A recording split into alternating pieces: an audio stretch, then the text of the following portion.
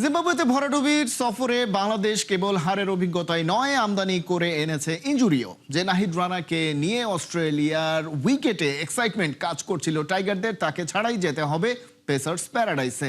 লিটন অবশ্য আরো আগে থেকেই মাঠের বাইরে, তিনি মিস করছেন অন্তত প্রথম ম্যাচটা, তাই কপাল খুলে গেছে জাকের আলীর। টাইগারদের জার্সিতে অস্ট্রেলিয়ায় প্রথম টেস্টে কারা থাকছেন দলে, বিস্তারিত রিপোর্টে। ভর দুপুরে ফিল সিমন্সের ইন্টেন্সিভ কেয়ার ইউনিটে জাকের আলী অনেক। একটানা ব্যাটিং অনুশীলনের কারণটা বোঝা গেল শেষ বিকেলে। অস্ট্রেলিয়া সফরে প্রথম টেস্টের দলে আছেন এই মিডল অর্ডার ব্যাটার। বাংলাদেশের ক্রিকেটে জাকেরকে ওই জায়গায় অ্যাক্রস দ্য ফরম্যাট এর আগে বিভিন্ন সময় স্যাটেল করার চেষ্টা হয়েছে, কিন্তু এই প্রজেক্টে খুব বেশি সাফল্য মেলেনি। টেস্টে অবশ্য খুব ভালো বলা না গেলেও খারাপ বলারও উপায় নেই। 6 ম্যাচে 30-এর বেশি গড়ে রান তুলেছেন, এর মধ্যে ওয়েস্ট ইন্ডিজের বিপক্ষে একটা 91 রানের ইনিংসও আছে। বাংলাদেশের প্রেক্ষাপটে খারাপ বলতে পারবেন না। তার উপর লিটন দাসের ইনজুরি সুযোগটা এনে দিয়েছে। মিডল অর্ডারে লিটনের জায়গাটাই হয়তো নেবেন জাকের আলী, অন্তত প্রথম ম্যাচের জন্য তো নিশ্চিতই। ডারউইনের ওই একটা ম্যাচের জন্যই দল ঘোষণা করেছে বিসিবি। তার কারণটাও অনুমান করা যাচ্ছে। লিটনের মতো শরীফুলেরও ফিট হয়ে ওঠার কথা সেকেন্ড টেস্ট থেকেই। অবস্থা বুঝে এই দুজনকে নিয়েই হয়তো দ্বিতীয় টেস্টের দল ঘোষণা হতে পারে। তবে জাকের আলী যদি দারুণ কিছু করে দেখাতে পারেন পয়লা ম্যাচেই, তাহলে হয়তো চেঞ্জ অফ প্ল্যানে যেতে চাইবে না টিম ম্যানেজমেন্ট। যদিও গেল বছরের জুনের পর আর টেস্ট খেলা হয়নি তার। টাইগার টপ অর্ডারটা ভেরি রিচ, যদিও ধারাবাহিক নয়। সেখানে 5 বছর পর ফিরেছেন সৌম্য সরকার। ক্যারিয়ারটাই কাটলো ডাক পেতে আর বাদ পড়তে পড়তে। অবশ্য 2021-এর পর আর টেস্ট দলে ডাকও পাননি। সেই সৌম্য লাল বলের ক্রিকেট খেলতে যাচ্ছেন অস্ট্রেলিয়ায়। সেখানে আগে খেলার অভিজ্ঞতা না থাকলেও নিউজিল্যান্ডে একটা করে সেঞ্চুরি আর 50 আছে তার। টাইগার টপ অর্ডারে এবার আরও আছেন সাদমান ইসলাম, তানজিদ তামিম, ক্যাপ্টেন নাজমুল হোসেন শান্তর সাথে অভিজ্ঞ মুমিনুল হক। ব্যাটিং অর্ডারের অবস্থা বুঝে আপ ডাউনের ব্যবস্থা হতে পারে, একাদশের হিসাবটাও তাই। মিডল অর্ডারে উইকেট কিপার জাকের আলী অনিকার গ্লাভস হাতে ব্যাকআপ তরুণ অমিত হাসান, সাথে ভাইস ক্যাপ্টেন মেহেদী হাসান মিরাজ আর মুশফিকুর রহিম তো থাকছেনই। মিরাজকে আবার জুড়ে দেয়া যাচ্ছে বোলারদের লিস্টেও। সেখানে স্পিনে তিনি সঙ্গী হিসেবে পাচ্ছেন তাইজুল ইসলামকে। কম্প্যাক্ট প্যাকেজ, তবে ব্যাকআপ তেমন নেই। মুমিনুল মাঝে সাঝে হাত ঘোরাতে পারেন এই যা। তবে দলের সাথে আছে পেসারদের একটা লম্বা লিস্ট। তাসকিন আহমেদ, হাসান মাহমুদ, খালেদ আহমেদ, এবাদত হোসেন আর মুশফিক হাসান। পেসার মুশফিক 2023 সালে আফগানিস্তানের বিপক্ষে টেস্টে একবার ডাক পেলেও একাদশে ছিলেন না, আর এবাদত ছিলেন পিতৃত্বকালীন ছুটিতে। দুই পেসার ইনজুরিতে ছিটকে যাওয়ায় সেই ছুটি বাতিল করে দলের সাথে অস্ট্রেলিয়ার বিমান ধরছেন। খালিদ জামিল, 71। লঙ্কার মাটিতে সাকিব হৃদয়ের স্ট্যাম্প উপড়ে ফেলার লক্ষ্য রিপন মন্ডলের। এলপিএল এ টাইগার পেসারের গায়ে উঠছে কলম্বো ক্যাপসের জার্সি। দেশ ছাড়ার আগে জানিয়েছেন নাকল ডেলিভারি সহ নানান ভ্যারিয়েশন দেখিয়ে সবার হৃদয় জিততে চান রিপন মন্ডল। সাইফুল রূপকের রিপোর্ট। মন্ডল যাচ্ছেন লঙ্কায়। সাকিব অনেক ফ্র্যাঞ্চাইজি লিখেছে। আপনি তো ইয়র্কার মাস্টার। ওই নাকাল বলটা একটু চেষ্টা করতেছে। আজকিন ভাইয়ের সাথে কথা হয়েছে সুইংটা নিয়ে একটু কাজ করার। মোহাম্মদ রিপন মন্ডল যাচ্ছেন লঙ্কায় এলপিএল মাতাতে, এবং প্রথম ম্যাচেই প্রতিপক্ষ সাকিব আল হাসান তাওহিদ হৃদয়, দুই বড় ভাইয়ের, বাংলাদেশি বড় ভাইদের স্ট্যাম্প উড়ায় যাওয়ার নিশ্চয়ই একটা লক্ষ্য। না, অবশ্যই প্ল্যান আছে, তবে খুবই এক্সাইটেড যে ফার্স্ট টাইম এরকম বিদেশি লিগ খেলতে যাচ্ছি। আপনি কলম্বো ক্যাপসে খেলবেন এবং সাকিব তাওহিদ হৃদয় দুজন খেলছেন জাফনা কিংসে। পরশুদিন মঙ্গলবার সন্ধ্যায় আপনাদের ম্যাচ। কার উইকেটটা পেলে ভালো লাগবে বেশি? না, অবশ্যই যে কার উইকেট পেলেই ভালো লাগবে। যদি তাদের হারাইতে পারি খুবই ভালো লাগবে। খেলা শেষে তাদের থেকে কি জানতে চাইবেন? সাকিব অনেক ফ্র্যাঞ্চাইজি লিগ খেলছে, তো তার সাথে যদি সুযোগ পাই কথা বলার, তার কাছ থেকে ওনার এক্সপিরিয়েন্সটা জানার বা শেয়ার করার চেষ্টা করব। এই দুই ভাইয়ের জন্য নিশ্চয়ই আপনার একটা প্ল্যান আছে। আপনি তো ইয়র্কার মাস্টার, অনেকে বলে ঘরোয়া ক্রিকেটে ভালো পারফেক্ট ইয়র্কার দেন। সাকিব হৃদয়ের জন্য নিশ্চয়ই একটা প্ল্যান করেই যাচ্ছেন লঙ্কায়। না, অবশ্যই প্ল্যান তো থাকবে। ইনশাআল্লাহ যদি মাঠে এক্সিকিউট করতে পারি তাহলে ভালো লাগবে। কি কি ছক আঁকছেন আসলে, মানে আপনার ভ্যারিয়েশন এই ছোট ফরম্যাটে আপনার অস্ত্রগুলো কি কি? ওই নাকাল বলটা একটু চেষ্টা করতেছি। যদি ইনশাআল্লাহ প্রপার এক্সিকিউট করতে পারি তো ভালো হবে। বিভিন্ন দেশে আসলে ফ্র্যাঞ্চাইজি ক্রিকেট চলছে। আপনি যদি একটা টুর্নামেন্টে একটা জায়গায় ভালো খেলেন, তাহলে কিন্তু অন্যান্য জায়গার দুয়ারও খুলে যায়। এটা কি আপনার ব্যাকঅফ কাজ করছে? না, অবশ্যই আসলে বেশি কিছু নিয়ে ভাবতেছি না, আপাতত এই টুর্নামেন্ট নিয়ে ভাবতেছি। যদি এরকম ভালো করতে পারি, ইনশাল্লাহ অপরচুনিটি আসবে। কারো থেকে কোনো আইডিয়া নিয়েছেন এই যে লঙ্কায় যাচ্ছেন, বাংলাদেশে কোনো পেসার বা কারো থেকে? হ্যাঁ, তাসকিন ভাইয়ের সাথে কথা হয়েছে, শান্ত ভাইয়ের সাথে কথা হয়েছে, লিটন ভাইয়ের সাথে কথা কি হয়েছে। বলেছে, কি কি বলেছে? সবাই বেস্ট অফ লাক জানাইছে এবং তাসকিন ভাইয়ের সাথে ওনার এক্সপিরিয়েন্সটা শেয়ার করছে আমার সাথে কি করতে হবে। সো সবাই হ্যাঁ সাহস দিয়েছে। সো ইনশাল্লাহ যদি মাঠে এক্সিকিউট করতে পারে ভালো কিছু হবে। আপনার টিমের পেস বোলিং কোচ আছেন কুলাসেকারা, এক সময় one of the finest bowler ছিলেন শ্রীলঙ্কার হয়ে এবং ভালো সুইং বোলিং করতেন। তার কাছ থেকে কি কি শিখতে চাইবেন? তো ছোটোবেলায় ওনার খেলা দেখছি, তার অধীনে খেলাটা অনেক একটা বড় বিষয়। তো চেষ্টা করব তার সুইংটা নিয়ে একটু কাজ করার। তো ইনশাল্লাহ দেখি কী হয়। All the best Ripon. বাংলাদেশের T20 ফরম্যাটে তিনি খেলছেন, বিপিএল চ্যাম্পিয়ন, রাজশাহীর দলে ছিলেন এবং প্রথমবার বিদেশি লিগে খেলতে যাচ্ছেন। আশা করছেন যে এই এলপিএল মাতিয়ে অন্যান্য ফ্র্যাঞ্চাইজিগুলোর মন কাড়বেন বা অন্যান্য ফ্র্যাঞ্চাইজি লিগের জন্য তার দরজাটা খুলে যাবে এবং ন্যাশনাল টিমের দরজাটাও খুলে যাবে। তিনি বোলিং দিয়ে পারফরমেন্স দেখিয়েই সবার মন কাটতে চান। সাইফুল রূপক, ৭১। একের পর এক টি-20-র পাওয়ার হিটার প্রডিউস করছে ভারত। রোহিত শর্মার পর এবার আলোচনায় বৈভব সূর্যবংশীর নাম। ইংল্যান্ড সিরিজে ফ্লপ হলেও জিম্বাবুয়ের বিপক্ষে কামব্যাক করেছেন। শুধু 4 ছক্কা না, বৈভব নজর কেড়েছেন তার রানিং বিটুইন দ্য উইকেট দিয়েও। আবু নাইমের রিপোর্টে বিস্তারিত।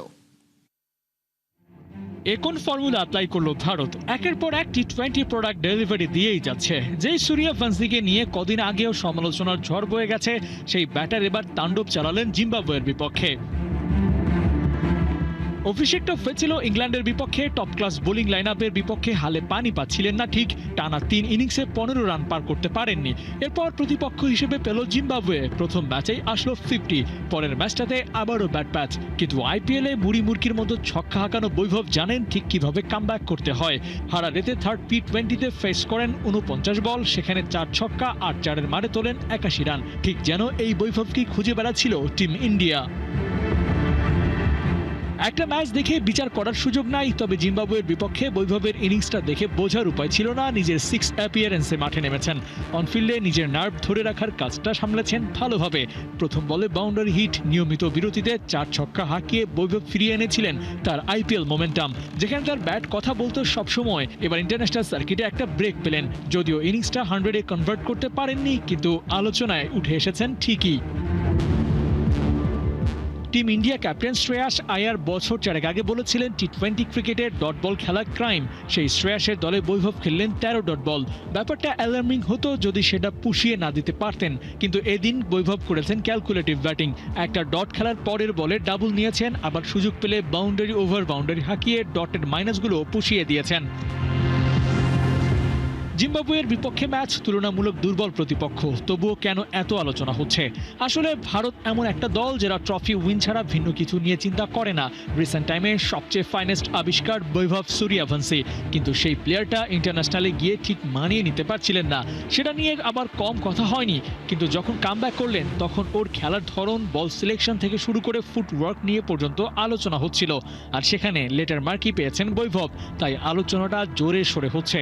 বলা যায় ভারত আরও এক পাওয়ার হিটারকে ইন্ট্রোডিউস করিয়ে দিয়েছে। বৈভবই হতে পারে নেক্সট বিগ থিং, কারণ শুধু হিটিং নয়, দ্রুতই তিনি শিখে নিচ্ছেন ক্যালকুলেটিভ ব্যাটিংটাও। আবু নাইম, ৭১। হারানো জৌলুস পুনরুদ্ধারে বড় চ্যালেঞ্জ নিয়ে কাজ শুরু করেছে বাংলাদেশ আর্চারি ফেডারেশনের নবগঠিত অ্যাডহক কমিটি। টঙ্গীতে আয়োজন করা হবে 2026 WAA presidents challenge cup. Tournament আয়োজন নয়, বরং এশিয়া মহাদেশে আর্চারির মান উন্নত করার লক্ষ্যের কথা জানান ওয়ার্ল্ড আর্চারি এশিয়ার প্রেসিডেন্ট কাজী রাজিবউদ্দিন আহমেদ চপল। আগামী 30 জুলাই থেকে 2 আগস্ট পর্যন্ত টঙ্গীর আর্চারি ট্রেনিং একাডেমিতে বসবে এই মেগা আসর।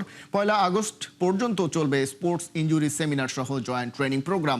17টি দেশের আর্চাররা সরাসরি অংশ নিলেও টেকনিক্যাল, অফিসিয়াল ও অতিথি মিলিয়ে মোট 26টি দেশের 114 জন প্রতিনিধি থাকবেন। আসরকে ঘিরে 10 সদস্যের শক্তিশালী দল ঘোষণা করেছে বাংলাদেশ। এখানে আমাদের আরও কিছু এডিশনাল থাকবে, যেমন সেফগার্ডিং উইমেন্স অ্যান্ড ম্যান আর্চার্স বা প্লেয়ার, তাদের যে সেফগার্ডিং কীভাবে করা যায় এটার ব্যাপারে আমাদের ক্লাস হবে। কাজেই এখানে অনেক কিছু হবে। তারপরে ডিপ্লোমেসি নিয়েও কথা হবে। আমরা কিন্তু এখন স্পোর্টস ডিপ্লোমেসিতে অনেকটুকু এগিয়ে যাচ্ছি। সরকারও আমাদেরকে অনেক অনুপ্রাণিত করতেছে এই ব্যাপারে, বিশেষ করে আমরাও করতেছি। সবাই করলে আমরা হয়তো সুন্দরভাবে এটা করতে পারবো। 2026 বিশ্বকাপ শেষে ব্যালন ডি'অরের পাওয়ার র্যাঙ্কিংয়ে আবারও বড় ঝড় তুলছেন লিওনেল মেসি। তবে রেকর্ড নবম সোনালী বলের পথে আর্জেন্টাইন জাদুকরের সামনে কেইন, ইয়ামাল, রদ্রি আর এমবাপের মতো কঠিন দেয়াল। বিশ্বকাপের আলো, ক্লাব ফুটবলের হিসাব আর ব্যক্তিগত রেকর্ড মিলিয়ে কে এগিয়ে বর্ষসেরার দৌড়ে, জানাচ্ছেন জুবাইর নূর। কখনো বিশ্বকাপের ট্রফি, কখনো একটি অবিশ্বাস্য গোল, আবার কখনো পুরো মৌসুমের ধারাবাহিকতা।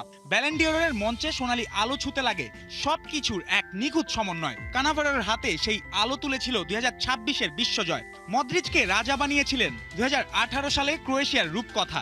আর কাতারে লিওনেল মেসি এমন এক মহাকাব্য লিখেছিলেন যার শেষ পাতাতেই লেখা ছিল ব্যালন ডি'অর। কিন্তু 2026 বিশ্বকাপ শেষে হিসাবটা এবার সরল নয়, বরং এক গোলক ধাঁধা। বিশ্ব চ্যাম্পিয়ন স্পেনের একাধিক নায়ক, গোলের পাহাড় গড়া হ্যারি কেইন, রেকর্ড ভাঙা কিলিয়ান এমবাপ্পে আর সময়কে ড্রিবল করে এগিয়ে চলা লিওনেল মেসি।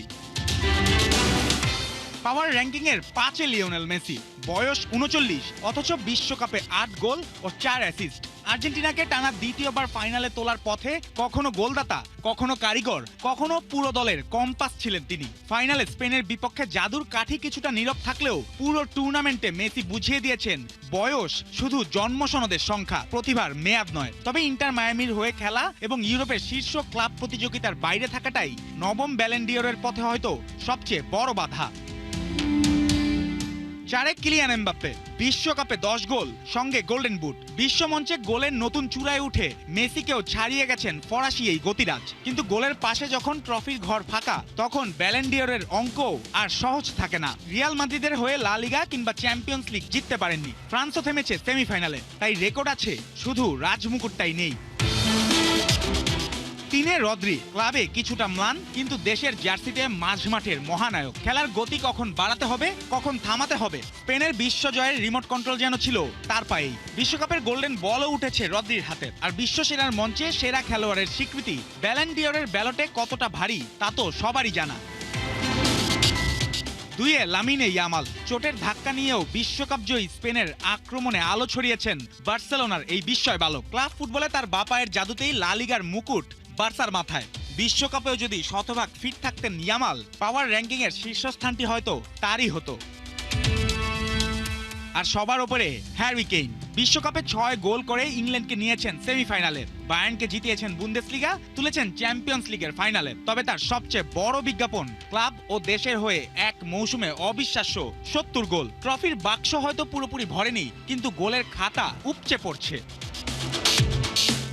শেষ পর্যন্ত সোনালী বল কার হাতে উঠবে তা ঠিক করবেন ভোটাররা। তবে পাওয়ার র্যাঙ্কিংয়ের 5-এ উঠে মেসি আবারও জানিয়ে দিলেন, ফুটবলের পৃথিবীতে সূর্য ডোবার আগে কখনো কখনো সবচেয়ে উজ্জ্বল আলোটাই দেখা যায়।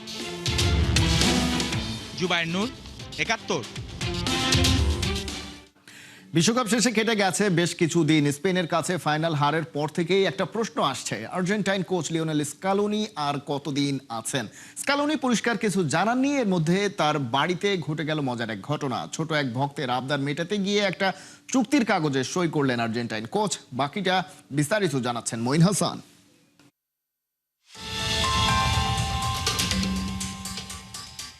লিওনেল স্কালোনির ভবিষ্যৎ কি? আর্জেন্টিনার ডাগআউটে তিনি আর কতদিন থাকবেন? ঘুরে ফিরে এমন শত প্রশ্ন আসছে স্পেনের কাছে বিশ্বকাপ ফাইনাল হারের পর। যদিও শিরোপা উঁচিয়ে ধরলে হয়তো পরিস্থিতি হতো ভিন্ন।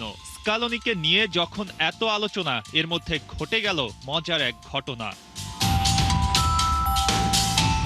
আর্জেন্টিনায় নিজ বাড়িতে সময় কাটছে লিওনেল স্কালোনির। সান্তাফের পুজোতে, যে শহরে তিনি জন্মগ্রহণ করেছেন, সেখানেই প্রতিদিনই ভিড় থাকে। ভক্তরা আসে দেখা করতে, আর আর্জেন্টাইন কোচ তাদের বিভিন্ন আবদার মেটাতেই থাকেন। স্কালোনি যেন একা নন, ভক্তরা তা ফিল করতেই দেয় না। এই ভক্তদের মাঝে একজন ছিলেন ফ্রাঙ্কো ওত্তাভিয়ানি, খুদে এক ফ্যান, যিনি স্কালোনির কাছে এসেছিলেন ভিন্ন এক আইডিয়া নিয়ে। কেউ আসেন জার্সি নিয়ে, কেউ বা বল। ওত্তাভিয়ানির হাতে ছিল এক টুকরো কাগজ। সেই কাগজের শিরোনামে লেখা ছিল 2030 বিশ্বকাপের চুক্তি। একটা সাদা কাগজে চুক্তি বাড়ানোর কথা লিখে এনেছেন ওত্তাভিয়ানি, শুধুমাত্র স্কালোনির জন্য তার এই চাওয়া। আইডিয়াটা দেখে হাসলেন আর্জেন্টাইন কোচ। একটা কলম নিয়ে ছোট্ট ছেলেটির আবদার পূরণ করে সেখানে সই করে দিলেন। ওই মুহূর্তটিতে যেন আনন্দের ঢেউ বয়ে গেল ওত্তাভিয়ানি আর তার পরিবারের মধ্যে। এরপর ওত্তাভিয়ানির বাবা সোশ্যাল মিডিয়ায় একটি ভিডিও প্রকাশ করেন, যেখানে দেখা যায় তার ছেলে বেশ গর্ব নিয়ে চুক্তিপত্রটি দেখাচ্ছে। সেই ভিডিওতে আর্জেন্টিনা ফুটবল অ্যাসোসিয়েশন সভাপতি ক্লোদিয়া তাপিয়ার দিকে তাকিয়ে ওত্তাভিয়ানি বলেন, এবার আপনার পালা। অর্থাৎ স্কালোনির চুক্তিপত্রে এখন তাপিয়ার সই করার আহ্বান জানান তিনি। ডিসেম্বর পর্যন্ত লিওনেল স্কালোনির চুক্তির মেয়াদ আছে। এবার সেই চুক্তি আরও বাড়বে এমনটা আশা করছেন আর্জেন্টাইন ভক্তরা। এর মধ্যে সোশ্যাল মিডিয়ায় সয়লাভ হয়ে গেছে ওত্তাভিয়ানের চুক্তিপত্রে স্কালোনির সই করা ভিডিও। তাতে অন্তত অনেকেই ভাবছেন আর্জেন্টিনার সাথে চুক্তি বাড়ানোর মনোভাব আছে এই বিশ্বকাপজয়ী কোচের। মঈন হাসান, ৭১। ফুটবলার আমাজনের দেশ ব্রাজিল এখন আলোচনায় বহিরাগতদের হস্তক্ষেপ নিয়ে। আসন্ন প্রেসিডেন্ট নির্বাচন ঘিরে কলকাঠি নাড়ছেন আর্জেন্টিনার প্রেসিডেন্ট হাভিয়ার মিলেই ও ইসরায়েলের রাষ্ট্রপ্রধান নেতানিয়াহু। পরিকল্পনা বাস্তবায়ন হলে সমালোচনার মুখে পড়বে দেশটির কূটনৈতিক সিদ্ধান্তগুলো। আর্জেন্টিনার পর বিব্রতকর পরিস্থিতিতে পড়তে পারে ব্রাজিলের জনগণও। আবু নাইমের রিপোর্টে বিস্তারিত। ইসরায়েলের সহযোগী বলে আর্জেন্টিনাকে ট্রল করার দিন শেষ। মাস্টার প্ল্যান বাস্তবায়ন হলে এবার ব্রাজিলও নেতানিয়াহুর সরকারের সাথে যোগ দিতে পারে। ট্রাম্প ও আর্জেন্টিনার সরকার সমর্থন যোগাচ্ছে সম্ভাব্য প্রেসিডেন্ট পদপ্রার্থী বলসোনারোকে। ব্যাপারটা সেখানে থেমে থাকলেও হতো, কিন্তু পেছন থেকে কলকাঠি নাড়াচ্ছেন আর্জেন্টাইন প্রেসিডেন্ট হাভিয়ের মিলেই। যেন বন্ধু নেতানিয়াহুর সাথে মিলে ব্রাজিল কবজা করার মিশনে নেমেছেন এই দুজন। বলসোনারোকে সমর্থন দিতে ব্রাজিলের বর্তমান প্রেসিডেন্ট লুলা দা সিলভার বিরুদ্ধে তুলেছেন আঙুল। বলছেন লুলার হাত থেকে বাঁচাতে হবে ব্রাজিলকে। সেই সাথে জোট করছে ইসরায়েল প্রেসিডেন্ট নেতানিয়াহুও। বলসোনারোর এক সভায় ভিডিও বার্তায় সমর্থনের কথা জানান তিনি। তবে তাড়াহুড়োটা মিলের একটু বেশি বলা চলে। বলসোনারোর ওই সভার আগে হুট করেই ব্রাজিলে গিয়ে হাজির হন। সাথে সাও পাওলোর গভর্নরের সাথে আলাপ করে বলে আসেন সমাজতন্ত্রের বিরুদ্ধে অবস্থান আর্জেন্টিনার। লুলা ডি সিলভার পার কমিউনিস্ট না হলেও বামপন্থী, সেই অজুহাতে তার বিরোধী পক্ষ বলসোনারোকে প্রকাশ্যে সাপোর্ট দিচ্ছেন আর্জেন্টিনার প্রেসিডেন্ট। কিন্তু আর্জেন্টিনা কিংবা নেতানিয়াহু যে ব্যাকআপ হিসেবে কাজ করুক না কেন, ভোটে তো বলসোনারোকেই জিততে হবে। কিন্তু তার কাজে কর্মে হতাশ দেশটির বেশিরভাগ জনগণ। অক্টোবরের নির্বাচনকে কেন্দ্র করে তারা লুলা দা সিলভাকেই যোগ্য মনে করছেন। মিলেই মিত্র বলসোনারোর জন্য অ্যালার্মিং বিষয় হচ্ছে, জরিপ অনুযায়ী জুন মাসে লুলা দা সিলভার সমর্থন ছিল ৪৭%, কিন্তু জুলাইতে গিয়ে সেটা দাঁড়িয়েছে ৪৮%-এ।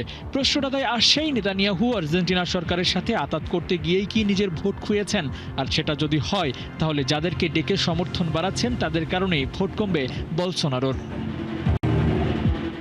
প্রশ্ন আসতে পারে, বলসোনারো ক্ষমতায় আসলে হাভিয়ের মিলের বেনিফিট কি? মূলত ব্রাজিলের বর্তমান সরকার মার্কিন প্রশাসনকে এড়িয়ে চলছে। মার্কিনী মিত্র আর্জেন্টিনার সাথেও সম্পর্কটা ভালো না, তাই সেখানে যদি মনোপুত কাউকে বসানো যায় তাহলে ব্রাজিলের ওপর ছড়ি ঘোরানোটা সহজ হয়ে যাবে। আর সেই হিসেব কষেই মিলের পছন্দ বলসোনারো। নেতানিয়াহুর সাথে আর্জেন্টিনার সম্পর্কের কারণে বিশ্বকাপ জুড়ে সমালোচনায় পড়তে হয়েছিল আর্জেন্টাইন সমর্থকদের। এবার পালাটা সেলেসাউদের। হাভিয়ের মিলেই নেতানিয়াহুর সমর্থন নিয়ে ক্ষমতায় আসলে ইসরায়েলের সাথে নিশ্চিতভাবেই সম্পর্কটা পোক্ত হয়ে যাবে। আর তাহলে প্রশ্নের মুখে পড়তে হবে ব্রাজিলিয়ানদেরও, যেমনটা সাফার করতে হয়েছে এমনকি এখনো হচ্ছে আর্জেন্টাইনদের। অপেক্ষা অক্টোবরের, সেই নির্বাচনেই ভাগ্য নির্ধারণ হবে ব্রাজিলের। আবু নাইম, ৭১। এই ছিল এখনকার খেলা যোগে। সরাসরি সংবাদ আর অনুষ্ঠান দেখতে চোখ রাখুন ৭১-এর ফেসবুক পেজে এবং সাবস্ক্রাইব করুন ৭১-এর ইউটিউব চ্যানেল। ৭১-এর সাথে থাকুন।